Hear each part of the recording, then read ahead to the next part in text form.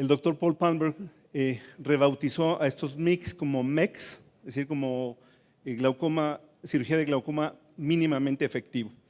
Pero realmente con el paso del tiempo, ¿sí? Con el paso del tiempo se ha ido reconociendo que tienen su lugar estos diferentes MICs, e inclusive se concebía MICs como un procedimiento mínimamente invasivo que no requería de ampolla, ¿sí? Justamente lo que mencionas desde ese momento.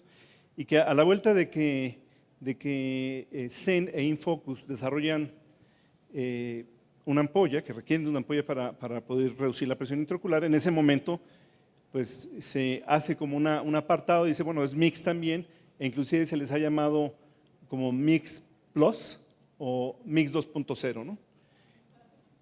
Y entonces, bueno, pues el tema es que tal vez iStent, si se usa uno, tendrá lugar para aquellos casos en los que necesitamos una reducción. José Antonio, ¿cómo está? Entonces, gracias de todas maneras por estar atento al quite. Bueno, muy bien. Entonces, estaremos en este contexto, pues se ha ubicado que los MICs pueden ser utilizados, depende si es CyPass o si se ponen dos iStent, podría ser para casos con un poco más de exigencia y posiblemente Infocus o Zen para aquellos en los que definitivamente necesitaremos presiones verdaderamente bajas, ¿no? y que queremos de todas maneras, que estaremos dispuestos a pagar el resultado de tener una ampolla. Entonces, bueno, esa es la idea de tener, no sé si quieren resetear el reloj, pero bueno, porque ya me quedan 2 minutos. Bueno, entonces, muy rápidamente vamos a pasar sobre estos paradigmas de cirugía que ya, creo que debemos de subrayar que en cirugía, y esa sería la idea de tener MICs como disponibilidad, es que tenemos que hacer prevalecer que el centro de nuestra atención es el paciente y por lo tanto la calidad de vida, y por lo tanto una cirugía más corta con menos complicaciones tiene todo el sentido, especialmente cuando comparamos contra la trabeculectomía. Entonces, y debido a que hay una diversidad de desenlaces clínicos después de una trabeculectomía, es que queremos como procedimientos que tengan mayor predictibilidad. El estatus de la trabeculectomía ya lo discutimos con un poquito más de detalle hace un momento, sí, pero realmente tenemos muy buenos resultados a largo plazo en los casos primarios, especialmente en los que queremos mayor reducción de la presión intraocular. Podemos manejar muy bien aquellos más desafiantes con decisiones o manejo posoperatorio. Tenemos obviamente que lidiar con las complicaciones de las ampollas filtrantes, con la hipotonía y sus condiciones asociadas, y desde luego la curva de aprendizaje es mucho más pronunciada en el manejo posoperatorio. Realmente la técnica quirúrgica de trabeculectomía no lo es tanto, ¿sí? En contraste, ¿sí? Hay por lo menos una docena de diferentes alternativas de MICs, algunos incluyen unas, otras no se incluyen completamente en esta docena, pero tienen un perfil de seguridad, eso es tal vez lo que lo hace más relevante. Usualmente reducen modesta o moderadamente la presión intraocular, como lo decía hace un momento, excepto que CyPass es un poco más poderoso, tal vez 2 iStent más que uno, pero todavía falta evidencia científica que compare unos contra otros, ¿no? Hay algunos que comparan iStent contra Travectom, etcétera, pero falta bastante y tal vez las técnicas más prometedoras en cuanto a efecto y potencial más profundo es, como decía Luis hace un momento, Zen e Infocus, ¿sí? que tienen algunas características especiales. Bueno, yo quiero compartir con ustedes las bases quirúrgicas en las que se usa una pieza de mano, se inyecta en la región inferotemporal para dejar este implante en la región superotemporal.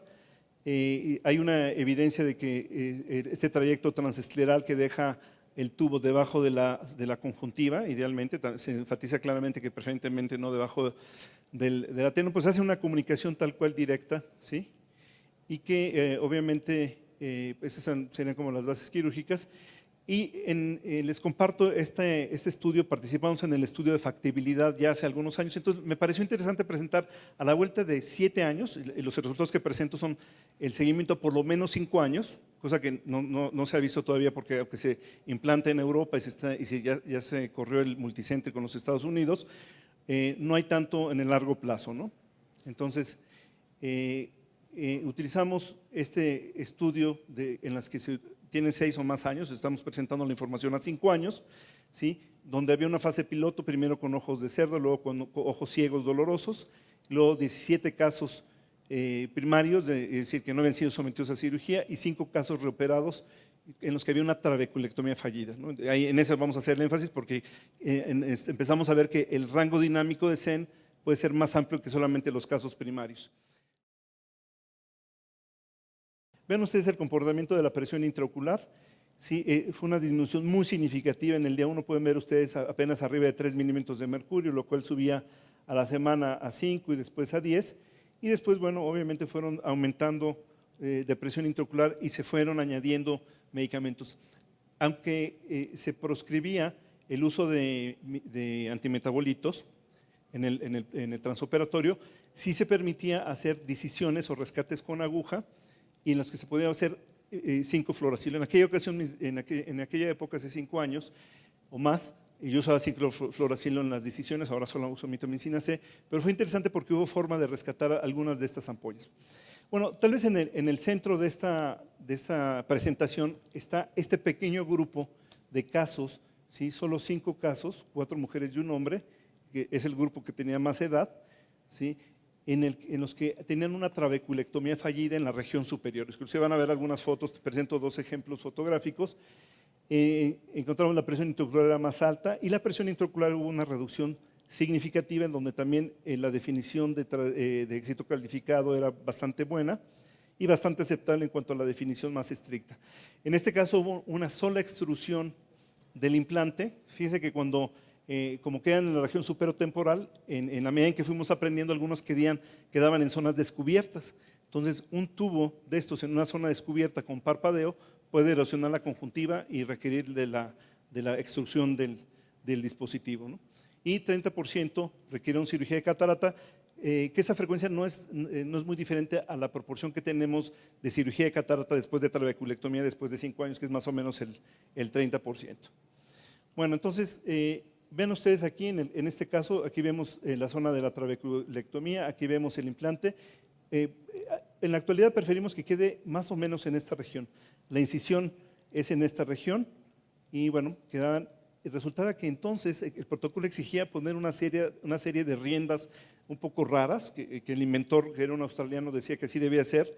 Y hoy en día pues no se necesitan usar riendas, ¿sí? Simplemente se puede usar un puerto de sujeción, ya sea hecho ex profeso si se hace la cirugía standalone o en el que ya utiliza como puerto accesorio cuando se hace combinado con cirugía de catarata, ¿sí?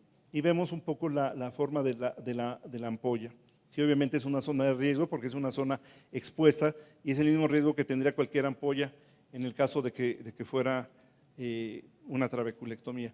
Y bueno, aquí tenemos, aquí ven ustedes cómo este tubo también está localizado fuera de la región superotemporal e inclusive con una localización oblicua, pero oblicua hacia abajo, y también tiene su ampolla. Entonces, hoy en día inclusive se considera que SEN no requiere de un goniolente más que para localizar bien la aguja que se encuentre alrededor de la zona de la malla trabecular, que no esté engarzando el iris, pero realmente no es una técnica que requiriese de un control gonioscópico en todo momento, como si lo requieren aquellos que requieren obviamente el posicionamiento del ángulo, ¿no?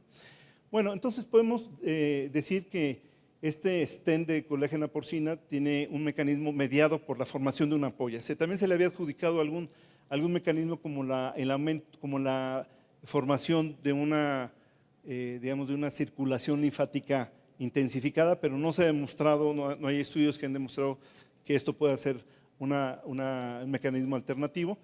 Es junto con Infocus, que requiere tal vez de una aproximación más de tipo trabeculectomía, ¿sí? Que requiere una disección de un colgajo conjuntival. Bueno, requiere en todo caso afrontar las consecuencias de la presencia de una ampolla, ¿no? Sobre todo si la ampolla no está bien cubierta por el párpado, y que requiere también a lo mejor del desafío de enfrentar las complicaciones tal vez de ampollas muy grandes, ampollas que se inflaman y se cicatrizan o que se congestionan, qué sé yo. Desde luego, no tenemos todavía reportes de cohortes grandes, justamente están empezando a generarse, ustedes pueden ver en la literatura que están empezando a tenerse algunos respectos al respecto, y particularmente en la técnica la curva de aprendizaje es relativamente poco pronunciada, ¿sí? Sí hay que usar un goniolente, pero no se necesita tanta adiestramiento para el manejo del ángulo como lo requieren, como la aplicación de iStent o CyPass, que sí requieres algunas, pues a lo mejor una media decena de casos para poder sentirse más familiarizado con el manejo del ángulo. El tiempo quirúrgico fue menor a 8 minutos en nuestros casos, pero puede ser tan rápido como 3 o 4 minutos, realmente, o menos inclusive.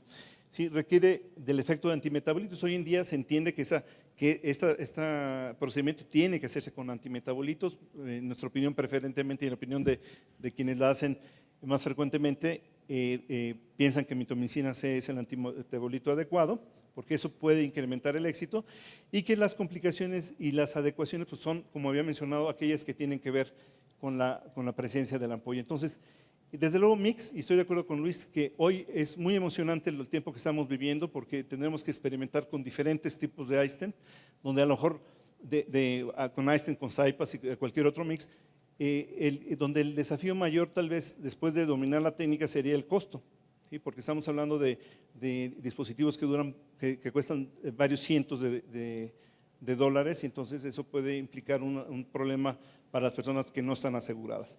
Entonces, bueno, quiero decirles que el SEN es una opción factible, segura para casos primarios, pero también es interesante que puedan ser para casos reoperados, que pueda tener, mientras el ángulo esté abierto, prácticamente para cualquier tipo de glaucoma. Aquí, más que el mecanismo de la hipertensión ocular o en dónde está la mayor obstrucción, está en la cantidad de milímetros de mercurio que queremos bajar, porque al final es el mismo mecanismo que una trabeculectomía, es un orificio que permite la salida de líquido y que realmente cualquier mecanismo podría ser enfrentado de esa manera. Claro, eso no significa simplificar las indicaciones, justamente es al revés, se está haciendo complejo el de poder decidir qué mix seleccionar o cuándo utilizar la cirugía tradicional. En fin, tenemos que hacer un escrutinio de los reportes científicos, especialmente aquellos que son comparativos, para poder tener una fortaleza en cómo decidir qué mix utilizar. Muchas gracias.